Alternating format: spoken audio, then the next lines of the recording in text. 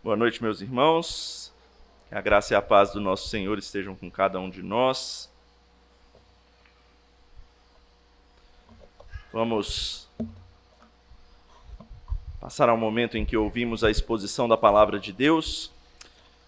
Vamos dar continuidade, então, ao Evangelho de Marcos. Estamos chegando ao final do capítulo 12, mas hoje teremos um texto bem pequenininho, Marcos 12, versos 35 a 37.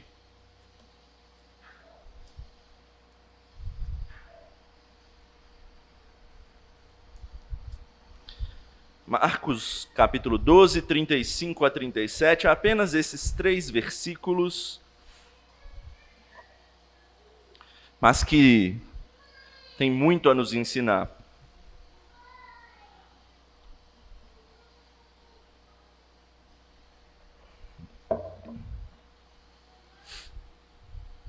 Marcos 12, de 35 a 37, eu peço para que os irmãos acompanhem a leitura da palavra de Deus que eu farei.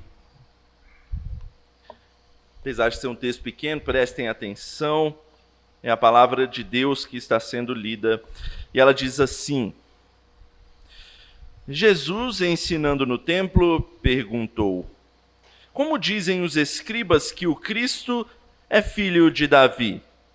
O próprio Davi falou pelo Espírito Santo: Disse o Senhor ao meu Senhor: Assenta-te à minha direita, até que eu ponha os teus inimigos debaixo dos teus pés.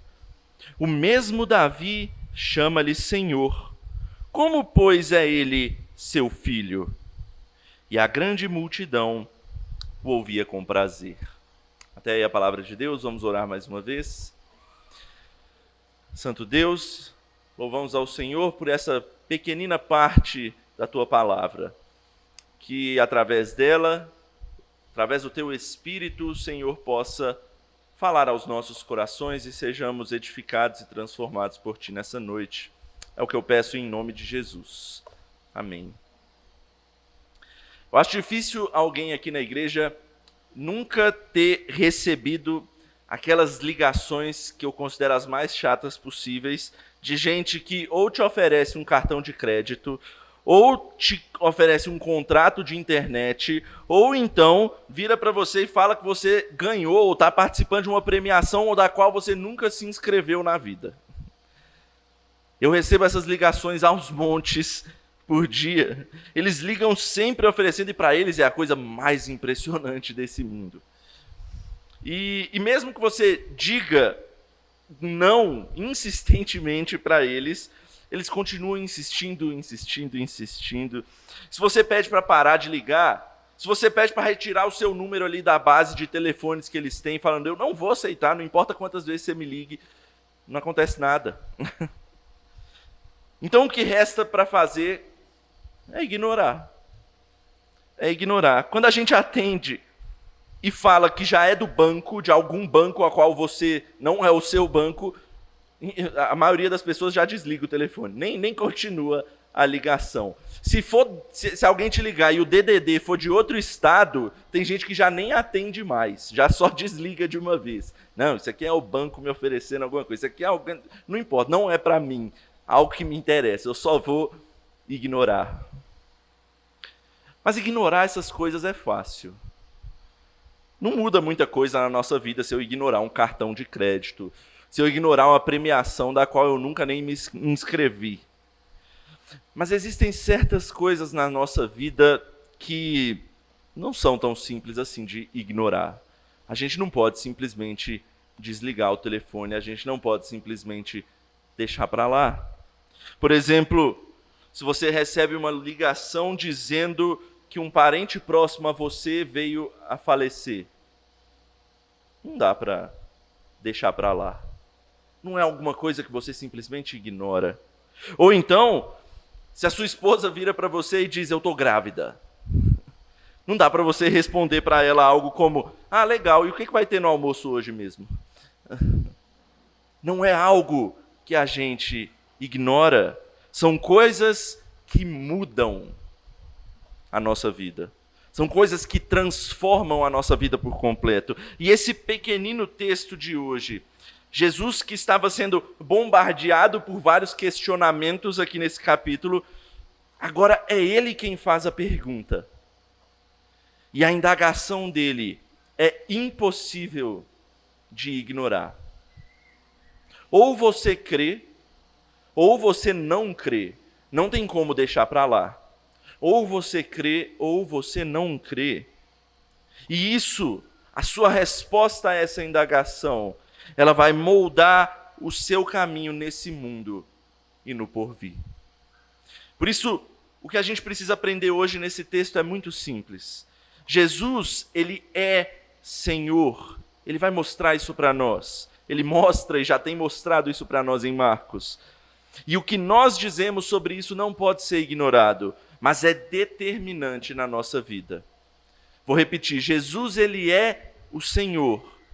E o que nós respondemos a isso não pode ser ignorado, mas é determinante para a nossa vida. A gente vai ver isso em duas partes. Vejamos então primeiramente a indagação de Jesus de quem ele diz que ele é. E depois a gente vai ver qual deve ser a nossa reação a partir disso. Essas duas coisas simplesmente. Então, em primeiro lugar, quem Jesus diz que ele é? É o que ele vai mostrar para nós nesse texto em primeiro lugar. Veja aí o versículo 35, outra vez. Jesus, ensinando no templo, perguntou: como dizem os escribas que o Cristo é filho de Davi? Antes da gente entender a pergunta em si, vamos entender por que Jesus fez essa pergunta e o contexto dela, para a gente perceber qual a intenção de Jesus com ela. Lembre-se que nós estamos, nessa fase aqui do Evangelho de Marcos, na última semana da vida de Jesus antes da sua morte. Lembre-se, no domingo dessa semana, Jesus ele entra em Jerusalém, montado num jumentinho, é recebido euforicamente pelas pessoas. E as pessoas gritam exatamente algo relacionado a essa pergunta. Vem aí, hosana nas maiores alturas, vem aí o filho de Davi até nós. Isso foi no domingo. Na segunda-feira, após a entrada de Jesus em Jerusalém, o que Jesus fez? Ele foi ao templo e ele expulsou os vendilhões de lá daquele templo. Deve ter sido um momento bastante chocante.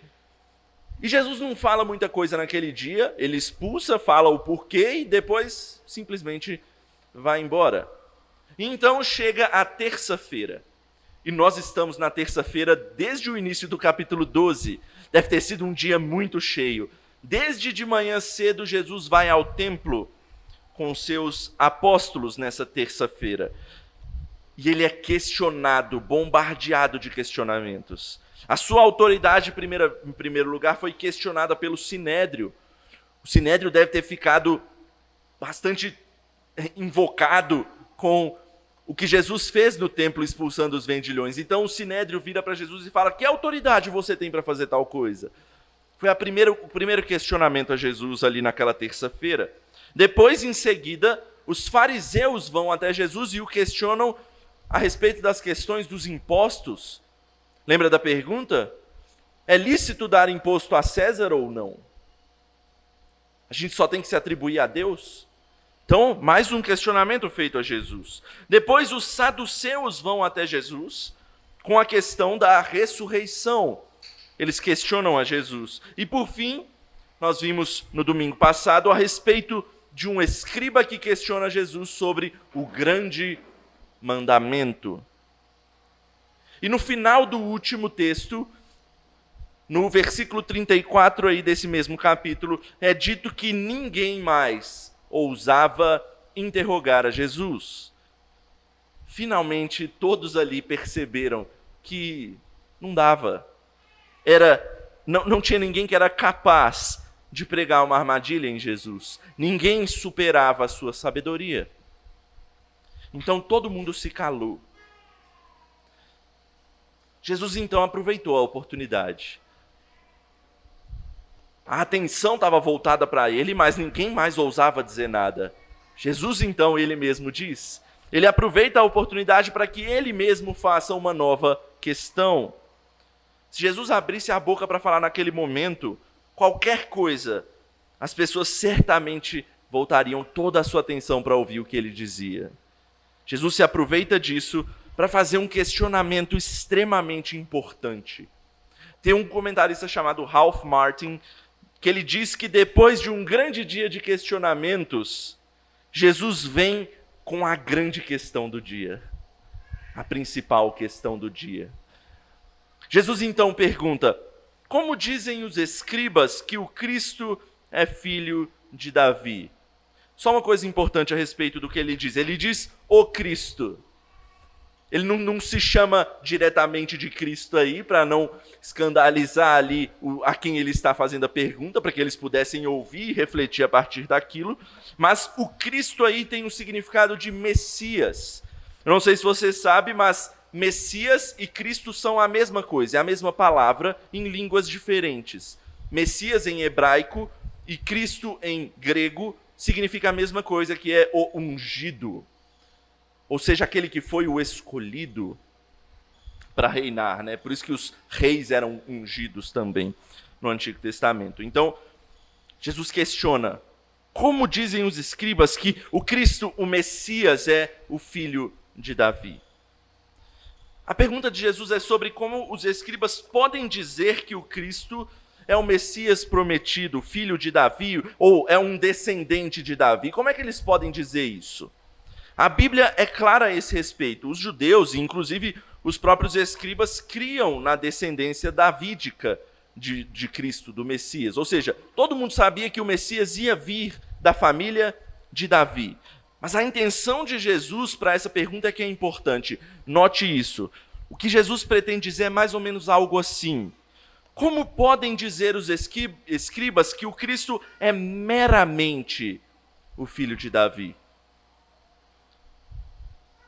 Ele é só filho de Davi?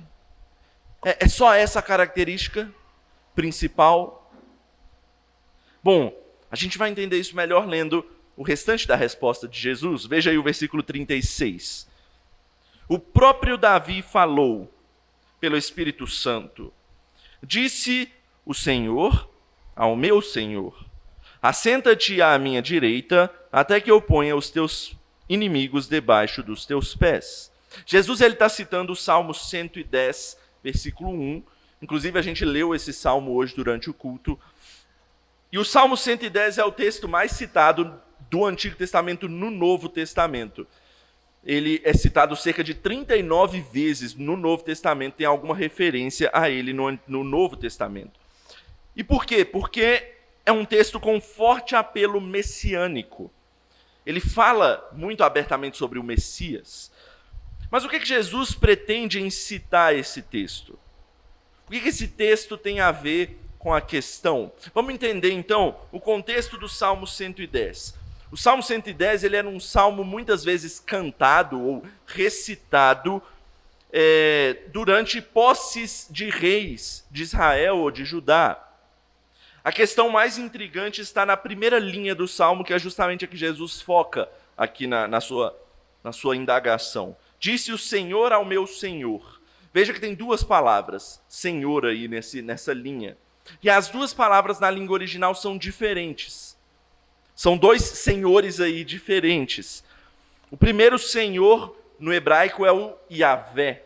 Ou muita gente conhece como Javé, Jeová, Yeová. É a mesma coisa, porque existe o tetragrama, né? Essa palavra ela não tem vogais no hebraico. Então a gente não sabe como é que se pronuncia.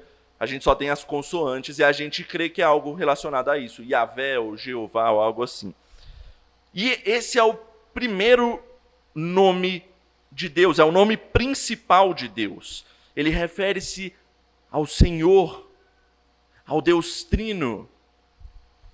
E ninguém mais pode ser chamado assim. Então, certamente esse primeiro Senhor se refere ao Deus de Israel. Já o segundo, que no hebraico é Adonai. Adonai é também uma palavra que significa Senhor, mas ela tem uma conotação que enfatiza um governante, aquele que guia o povo. A maioria das vezes ela é usada na Bíblia para se referir a Deus mesmo, como Deus aquele que governa o seu povo. Mas muitas vezes ela também pode ser usada para outros governantes, homens, por exemplo. Por exemplo, aqui no nosso texto, reis. Reis eram governantes e eles poderiam ser chamados de senhores. Eles eram senhores do seu povo, do seu território, da sua nação. Então, isso quer dizer que na coroação onde esse salmo era cantado, era recitado, a intenção dos judeus, e é o que os escribas ensinavam, é dizer que o Senhor com letra maiúscula, o Yahvé, Deus, nomeia o Senhor com letra minúscula, o Adonai ali, no caso, representava o rei que estava sendo empossado, e como uma espécie de vice-administrador de Deus na terra. Quando o versículo diz para que ele se assente à sua direita, isso significa uma posição de honra. Aquele que se assenta à direita, ele tem uma posição legítima de honra. É como se Deus estivesse dando legitimidade para aquele governador legislar em nome do próprio Deus. Inclusive, Deus confere logo em seguida, no mesmo versículo que Jesus cita, poder a esse Senhor, para inclusive ser instrumento para subjugar os inimigos de Deus.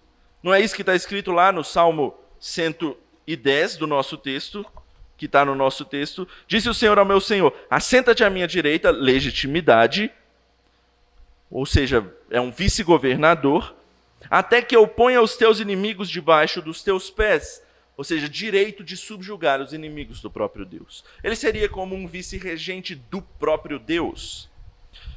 O ensino dos escribas não está errado. Esse salmo, a princípio, numa leitura simplista, de fato, ele é aplicado sim para o rei de Israel daquela época, o rei de Israel terreno.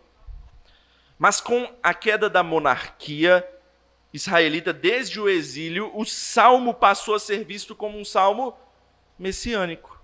Um salmo que não aponta mais para o rei ali, mas para o rei que viria, o Messias que viria.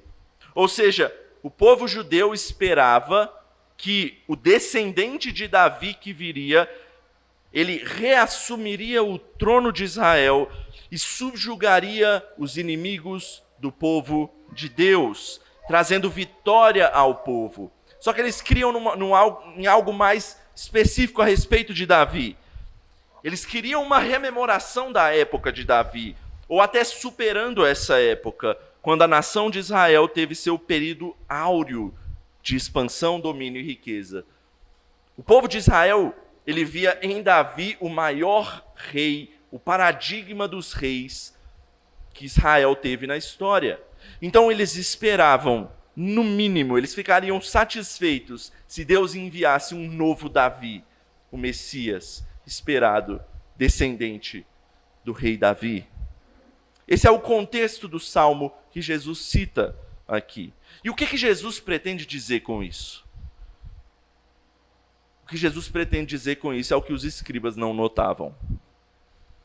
A primeira parte do versículo 37 do nosso texto nos indica, com a pergunta que Jesus faz, depois desse salmo, o que Jesus quer dizer. Veja aí o início do versículo 37. O mesmo Davi chama-lhe Senhor. Como, pois, é ele seu filho? Deixa eu explicar isso melhor. É como se Jesus estivesse dizendo assim: se o Cristo, se o Messias, é meramente o filho de Davi, como é que o Davi, que escreveu esse salmo, pode chamar ele de Senhor? Porque é estranho, né? Um pai falar para o seu filho, chamar ao seu filho de seu Senhor. Na verdade, espera-se o oposto disso, né? Davi era o rei, e só quando Davi morresse é que seu filho seria rei. Então, como é que Davi chama o seu descendente de Senhor? Jesus está chamando a atenção, então, para mostrar que Davi está reconhecendo o seu descendente como Senhor dele, não só como outro rei, outro governante de Israel que viria, mas como um rei superior, aquele que cumpre esse Salmo 110 de uma maneira completa e plena. E para reforçar, veja que Jesus diz que Davi, ele diz, inspirado pelo Espírito Santo. Não é uma mentira, não é um chute, não é uma mera esperança de Davi. É uma promessa, uma profecia de que o descendente dele seria alguém especial. Não vai ser só mais um rei. E a palavra de Deus, quem diz, inspirada pelo Espírito Santo. Jesus está mostrando aqui para nós que o que Davi escreveu é que o Messias, o Cristo, é homem, filho de Davi, mas também é o seu Senhor, filho de Deus. E algo também interessante a esse respeito é que, na mentalidade dos escribas e daquele povo, o Messias que viria, ele viria sim para colocar os inimigos debaixo dos seus pés, como o Salmo diz. Ele viria para subjugar os inimigos, como o Salmo está dizendo. Mas o povo achava que esse subjugar os inimigos era o quê? Eram os inimigos deles, dos outros povos e tudo mais. Por exemplo, os romanos que dominavam naquela época. O povo de Israel era dominado pelo Império Romano. Então eles esperavam que fosse uma subjugação do Império Romano, por exemplo, inimigos deles. Mas perceba que ao longo de todo esse capítulo 12, o que Jesus fez praticamente toda essa terça-feira dessa semana no templo foi exatamente subjugar seus inimigos. Cada um que veio questionando a ele, tentando derrubá-lo, o que Jesus fazia? Ele era o Cristo que derrubava cada um dos questionamentos. É o Cristo que os deixava sem palavras. É o Cristo que os colocava debaixo dos seus pés. Jesus está mostrando para nós, pelas Escrituras do Antigo Testamento, que é Ele quem satisfaz perfeitamente os requisitos de ser o Cristo, de ser o Messias. E com isso dando a resposta final ao motivo dos questionamentos de todos aqueles que estavam contra ele. Jesus, ele é o Senhor. Ele é o Deus encarnado, a quem foi dada toda a autoridade, a quem foi dado todo o poder para expelir demônios, como a gente viu grandemente ao longo do seu ministério, para curar toda sorte de doenças, seja elas qual fossem, até para ressuscitar mortos, a gente viu ao longo do Evangelho, também para guiar o seu povo e para subjugar seus inimigos, como ele fez ao longo de todo esse capítulo, e faz ao longo de toda a sua caminhada até Jerusalém. Jesus, ele cumpre todos os requisitos do Salmo 110, que ele mesmo cita aqui. Ele é o Filho amado, em quem o seu Pai se compraz ou tem prazer, como a gente viu no batismo dele. É ele quem detém o lugar de honra ao lado do Pai, como diz o texto. Jesus, ele é o Deus homem, sim, o descendente de Davi, o filho do homem, o filho de Davi. Mas ele também é o Senhor de Davi. Ele é maior do que o próprio rei Davi. Algo importante para a gente aprender sobre isso. Sabe, os escribas, os fariseus, os saduceus, os líderes religiosos, o sinédrio, todos aqueles que questionaram a Jesus, a grande maioria não cria nisso. Não cria que Jesus era o Filho de Deus. Por mais que Jesus mostrasse isso da forma mais clara possível, ele mostrou isso ao longo de todos os 12 capítulos aqui de Marcos, no seu ministério, na sua vida, e agora falando quase que abertamente para eles. E meu irmão, até hoje é assim. Você pode pregar da maneira mais clara possível, você pode demonstrar da maneira mais clara possível, que ainda assim vai ter gente que não vai crer. Ainda assim vai ter gente nesse mundo que vai perseguir os cristãos. Ainda assim vai ter gente que vai se opor a esse rei. a esse reinado. E o que eu quero destacar aqui, meu irmão, é o que um pastor que eu tenho ouvido bastante atualmente, chamado Surel Michelin, não sei nem como é que se diz direito, ele é um pastor ali da parte da América Central, e ele diz algo muito interessante para nós. Ele diz: quem se opõe a esse reinado, a esse senhorio, não põe em perigo o reino dele, mas põe em perigo a sua própria alma. Quem se opõe ao reinado do filho de Davi, do filho de Deus, não põe em perigo o reino de Deus, põe em perigo a sua própria alma. É isso que a gente tem que tomar cuidado. É isso que a gente tem que tomar para nós também como algo para a gente confiar. O reino de Deus não está em perigo. As pessoas que se opõem a ele aqui estão. É por isso que a segunda coisa que a gente precisa ver nesse texto é qual é a nossa reação, qual é a nossa resposta diante disso que Jesus está mostrando para nós nesse texto.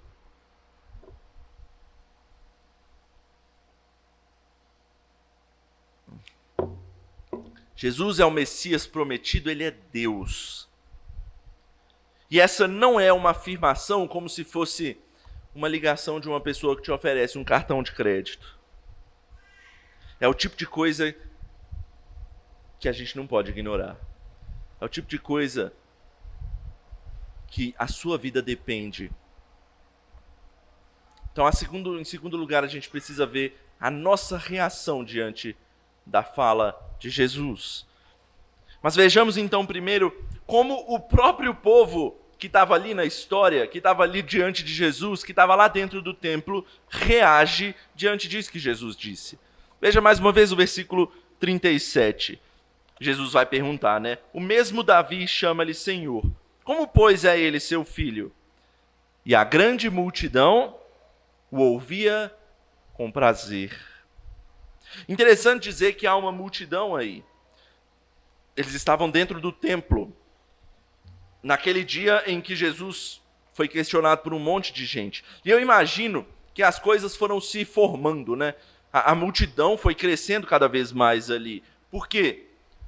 À medida que as pessoas perguntavam a Jesus, Jesus ia, para usar a linguagem do Salmo, colocando os seus questionadores debaixo dos seus pés, subjugando os seus inimigos. E eu acredito que à medida que Jesus ia respondendo, as pessoas iam se impressionando, iam chegando. Eu quero ouvir o que está acontecendo aqui. E ele respondia mais um, opa, deixa eu ouvir mais. E mais um, aí chamava o outro. Não, vamos ouvir aqui o que Jesus está ensinando. Todo mundo perguntando um monte de coisa e todo mundo fica para trás. E a multidão foi se formando e se formando e se formando, até que ninguém mais ousava perguntar para Jesus. Eu acredito que nesse momento estava todo mundo atônito diante de Jesus. E era, como diz o texto, uma multidão, um grupo grande de pessoas. Então Jesus vai e faz o próprio questionamento que a gente viu. E no texto diz que após a fala de Jesus, o povo estava o ouvindo com prazer, eles estavam eufóricos, eles estavam se deliciando com a sabedoria de Jesus. E meu irmão, devia ser realmente impressionante ouvir Jesus. Devia ser algo assim, fora de outro mundo ouvir Jesus.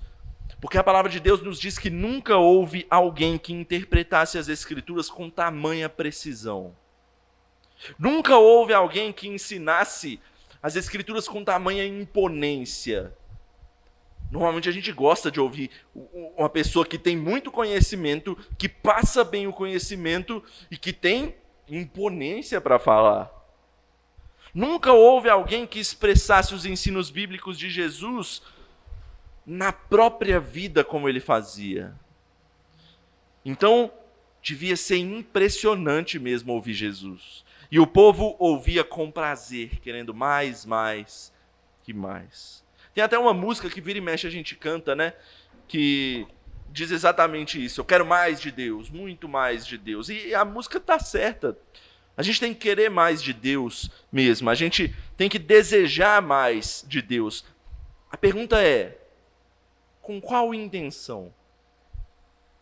Qual o motivo de eu querer mais de Deus? Porque a gente vai analisar por que esse povo queria mais de Cristo. E a gente tem que refletir isso para nós. Por que eu quero dizer que eu quero mais de Deus? Deixa-me ilustrar isso melhor. Quando eu estudava no ensino médio, eu tinha um professor de biologia, que ele era extremamente capacitado. O cara era fera, a didática dele era tremenda. Ele tinha muito conhecimento do assunto. De verdade, eu aguardava ansiosamente as aulas dele. E olha que no ensino médio eu era meio que um perdido ali, porque eu não era tão interessado em estudar e tal, eu preferia fazer outras coisas. Mas a aula dele era uma aula tão interessante que eu aguardava por ela, era uma aula que me prendia. Às vezes o assunto nem era lá tão interessante. Vamos falar da biologia, né? Vamos falar das abelhas que fazem... Não sei, mas ele falava de uma forma interessante, que te dava gosto ouvir. A gente até brincava que se ele pegasse uma receita de um bolo de laranja e falasse, todo mundo ia ficar olhando para ele assim, porque de alguma forma interessante ele falava aquilo. Só que apesar do fato dele ser um cara totalmente capacitado, eu lembro que eu não gostava nadinha dele, da pessoa dele. Eu lembro que mais de uma vez eu discuti com ele por conta de questões de prova, que eu discordava do que ele estava falando. Provavelmente eu devia estar errado, mas tudo bem. Eu lembro que eu discordava dele. Eu lembro que ele era meio nariz empinado, ou pelo menos eu achava isso dele, né? Sempre que ele passava pela gente no pátio, ele não falava nada, ou então ele era muito seco. Enfim, eu não sei até onde a minha lembrança de não gostar dele é verdadeira, mas na minha mente eu via alguém que eu não gostava, mas que eu tinha prazer em ouvir. Então preste atenção, eu queria mais da aula dele, mas eu não queria mais dele. Eu queria ele longe, mas eu queria o ouvir. E meus irmãos, essa multidão talvez se encaixe nisso. Porque a maioria dessas pessoas que estavam aqui, elas amavam sim ouvir Jesus. Elas queriam mais dos seus ensinos, elas queriam mais dos seus milagres, mas provavelmente pouco elas queriam da pessoa de Jesus e do seu senhorio. Porque lembre-se, essa é a mesma multidão que em Jerusalém recebe Jesus na sua entrada, gritando: Hosana nas maiores alturas, vem aí o filho de Davi. É a mesma multidão que se espanta e se admira com os poderosos feitos de Jesus. É a mesma multidão que tem prazer em ouvir os ensinamentos de Jesus. Mas lembre-se, é a mesma multidão que, quando está diante de Pilatos, também grita histericamente: crucifica-o. É a mesma multidão. A multidão que ama ouvir Jesus uma hora é a mesma multidão que manda ele para a cruz, pouco tempo depois. Meu irmão, existe uma grande diferença entre admirar e ter prazer naquilo que Jesus faz e ensina, do que adorar e se prostrar em arrependimento diante dele. Existe uma grande diferença entre dizer que os ensinos de Jesus são grandiosos, do que verdadeiramente se entregar a ele e dizer: Senhor, eu sou teu, faz de mim o que for melhor para o teu propósito. Não é à toa que lá em Mateus capítulo 7, não precisa abrir lá não, no final do Sermão do Monte, Jesus ele ensina uma coisa.